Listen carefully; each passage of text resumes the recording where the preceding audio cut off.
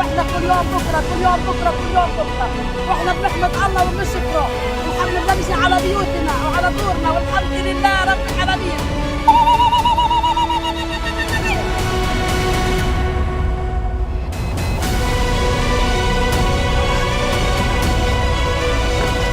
Indonesia is prepared to deploy 20,000 or even more of our sons and daughters to help secure peace in Gaza or elsewhere.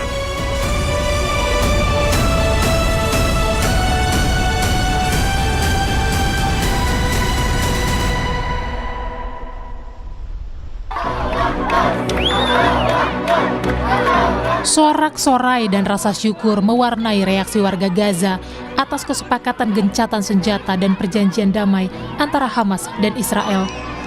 2 tahun lamanya warga Palestina menanti momentum ini. Langkah gencatan senjata ini jadi harapan baru bagi para pengungsi yang terusir dari kota Gaza akibat gempuran militer Israel. Alhamdulillah بنستحمل اللحظة هذه من زمان واحنا كل يوم بكره كل يوم بكره كل يوم بكره واحنا بنحمد الله وبنشكره الحمد لله نمشي على بيوتنا وعلى دورنا والحمد لله رب العالمين. Sejak Israel menyerang Gaza 7 Oktober 2023, ratusan warga Palestina mengungsi, yang sebagian besar adalah perempuan dan anak-anak. Sejumlah pengungsi diantaranya berasal dari Gaza Utara, yang kini ingin kembali ke kampung halaman mereka setelah gencatan diterapkan. والله بنحمد ربنا انها خلصت الحرب واحنا لسه اهل الحمد لله بخير وان شاء الله بتخلص ايش نسوي ونروح على بلدنا الشمال. أول شيء بدي أعمله أول ما تخلص الحرب نروح على غزة نشوف كيف ضمنا ضايرة زي ما هي ولا لا نشوف كيف الحياة كيف غزة وكيف صارت ومن هالكلام. Tak hanya di Gaza, ratusan warga Palestina yang mengungsi ke Lebanon juga ikut merayakan kesepakatan damai antara Hamas dan Israel untuk mengakhiri perang di Gaza. Para pengungsi Palestina menggelar pawai kecil berkeliling di area kamp pengungsian Ain al-Hilweh sambil menyerukan rasa syukur dan nyanyian kemenangan.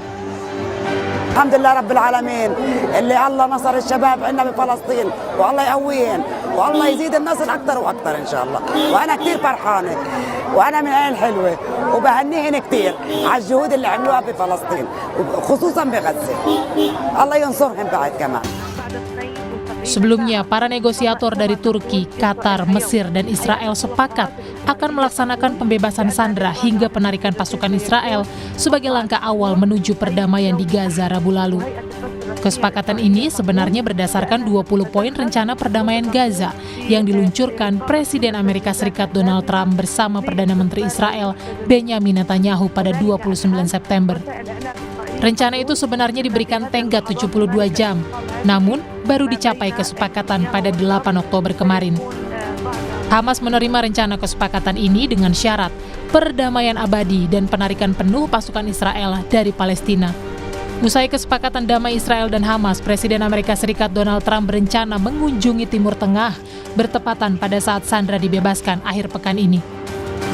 I was just dealing with people from the Middle East, Arab people and other people on the potential peace deal for the Middle East. Peace for the Middle East, it's a beautiful phrase and we hope it's going to come true, but it's very close and they're doing very well.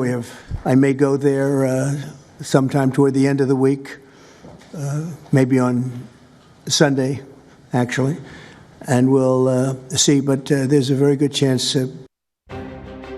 Ada 4 poin penting dalam kesepakatan damai tahap 1. Pertama, Hamas dan Israel sepakat membebaskan para sandera, termasuk tahanan yang dijatuhi hukuman penjara sejak Perang Gaza pertama kali pecah pada 7 Oktober 2023. Kedua, Israel wajib menarik pasukan dari zona perang di Gaza. Ketiga, Hamas meminta dalam 5 hari setelah kesepakatan, 400 bantuan bisa masuk ke Gaza setiap hari. Poin lanjutan kesepakatan tahap 1, warga Gaza yang mengungsi akibat agresi Israel segera kembali ke daerahnya.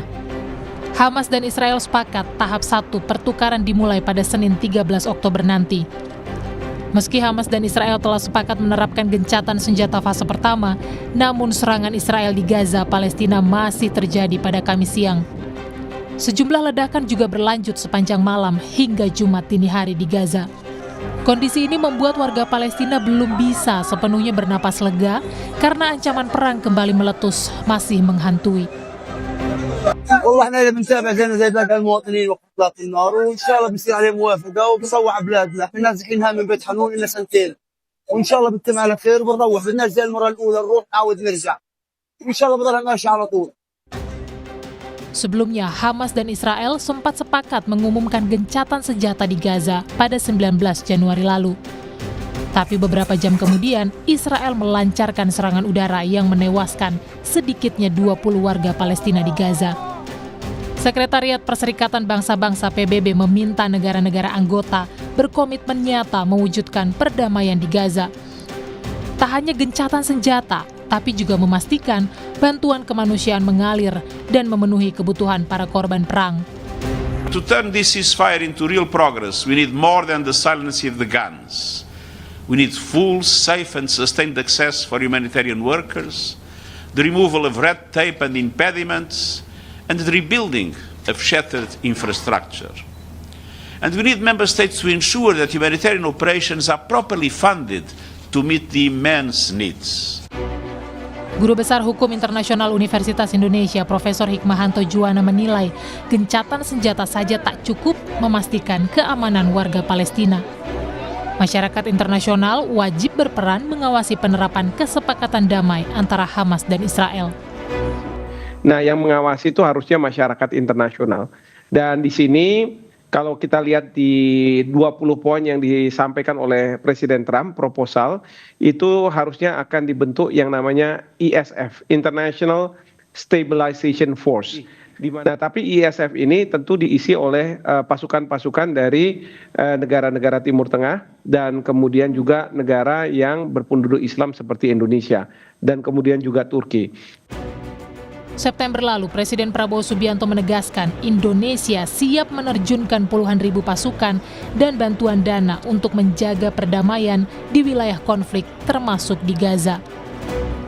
Indonesia is prepared to deploy 20,000 or even more of our sons and daughters to help secure peace in Gaza or elsewhere.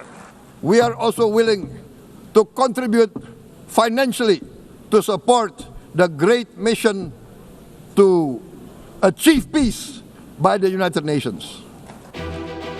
Melihat komitmen Prabowo tersebut, Hikmahanto menambahkan, Indonesia berpotensi berperan lebih besar dan nyata sebagai Dewan Pimpinan Pemerintahan Transisi dalam mewujudkan perdamaian Palestina. Pembentukan pemerintahan transisi ini jadi salah satu poin dalam proposal perdamaian Gaza dari Donald Trump. Saya mendorong kalau mungkin Bapak Presiden bisa mengontak Presiden Trump dan mengusulkan warga Indonesia yang menjadi kepala pemerintahan. Contohnya seperti Pak Yusuf Kala mungkin ya, karena beliau sudah punya pengalaman di pemerintahan dan lain sebagainya dan bisa diterima oleh masyarakat Palestina, saya yakin, karena beliau juga yang menginisiasi rumah sakit Indonesia di Palestina. Nah, jadi selama 2 tahun belakangan, serangan Israel ke wilayah Palestina telah merenggut lebih dari 67.000 nyawa dan lebih dari 153 orang lainnya terluka. Oleh karenanya, gencatan senjata dan perjanjian damai mengakhiri perang di Gaza tak bisa lagi ditunda untuk mengakhiri krisis kemanusiaan sekaligus mengembalikan wilayah Palestina. Tim Liputan, Kompas TV.